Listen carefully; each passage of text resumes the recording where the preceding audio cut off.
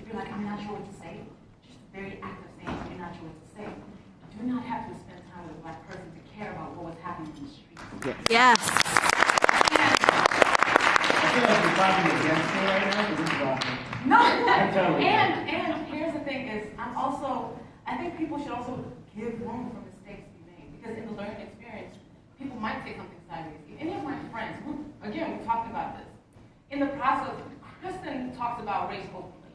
A lot of my friends who are white bloggers talk about race openly. And sometimes they're writing something, they'll sometimes like say, hey, does this sound weird? And if it does, I'll let them know. But just the process, the courage to step outside of yourself and say, you know what, this is not going to be perfect, but this is what I think. And I'm going to say it just because I identify with those people. They might not look like me. So I don't want people in this room to feel like you have to say perfect things. No, I totally It's agree. in your voice. It's even raising it up, even when it's not perfect. That is the most perfect, because we need it in those moments. I agree with that. Totally. You mentioned privilege, right? Like, I'm not a blogger. What I think all of you have the privilege of doing is that for the most part, you have more freedom.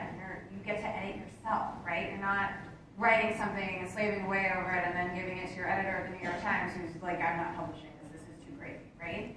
So the real dialogue about any of these things, the thing that fosters change is you, right? It's you because you have that power and that privilege. And that's not something that, I mean, as advocates, we would prefer that bloggers are writing about this more than we, and mothers are writing about this, because this is an issue about children and not having mothers, right? Or their mothers needing help and supporting them, as opposed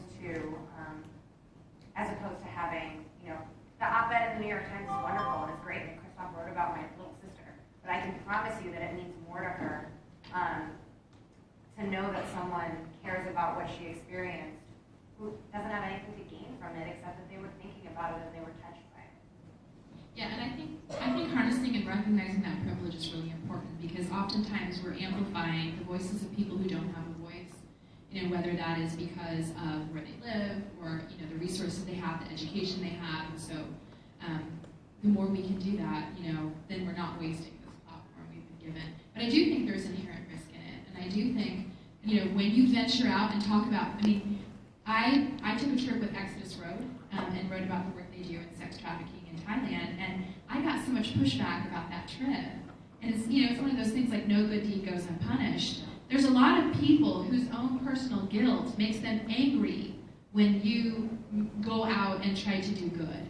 And so they'll push back because they're not doing anything. And so they'll find reasons to tear down what you're doing. Or we're talking about race. I mean, you know, I get the nastiest comments on those posts. But, you know, I think what we have to be willing to do is risk being unliked by the few to help the most. And you know, if we're just sitting in complacency because we're scared that we might offend a small minority of people, that's not, you know, I mean, you know, talking about human rights is offensive to some people.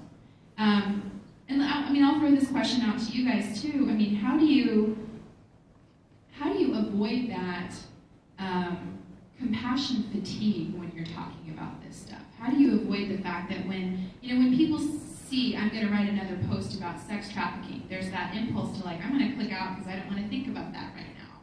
I want to, you know, I'm going to come back when the topic is a little lighter.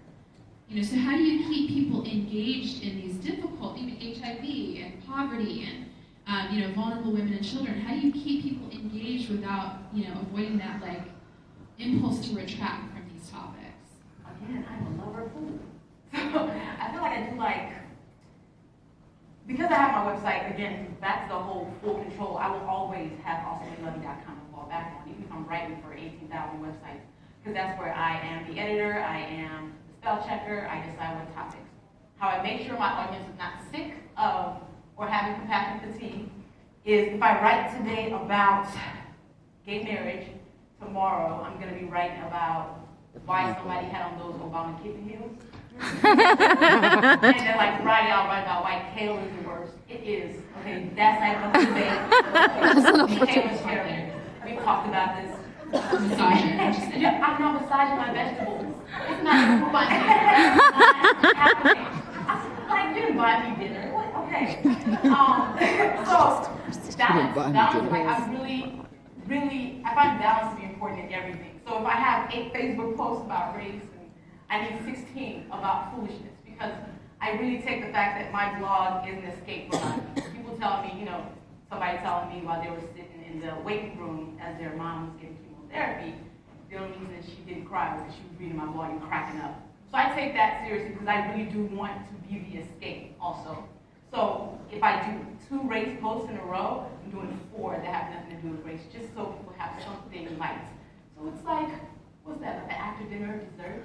So like you can have a little entree, but I'm giving you like 4 courses of dessert. Yeah, I think that's important. We just have balance. So, yeah. Any advice, for people who want to talk about these more difficult issues, how to dive into that, avoiding passion fatigue, avoiding offense, avoiding being exploitive.